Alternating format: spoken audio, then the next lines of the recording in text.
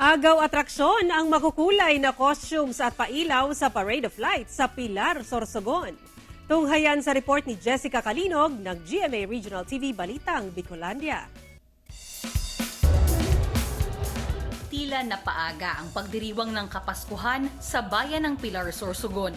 Napuno ng makukulay na ilaw ang mga kalsada sa bayan dahil sa idinaos na Parade of Lights na bahagi ng selebrasyon ng Parao Festival.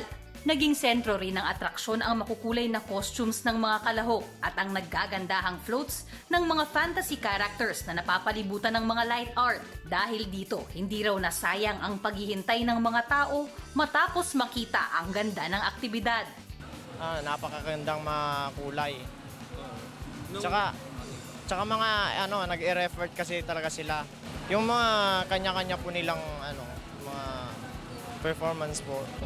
Maging ang mga kalahok sa Parade of Lights, hindi rin daw nasayang ang ginawa nilang paghahanda matapos makita ang kasiyahan ng publiko. Nagpa-practice po kami at lahat naman po kami na sumali sa Parade of Lights. Talagang nagpa-practice po palagi.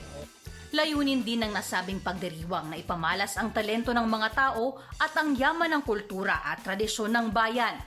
Base raw sa sinaunang kwento, may nakitang mga nagliliwanag na bangka sa karagatan na tinawag na Parao. Hanggang sa ito na rin ang naging taunang pagdiriwang sa naturang bayan. Ito yung time din na ma-share namin ang aming talents, not just giving services to the Pilareños, but kumbaga pampasaya sa buong Pilareño po. Mula sa GMA Regional TV Balitang Bicolandia, Jessica Kalinog, nagbabalita para sa GMA Integrated News.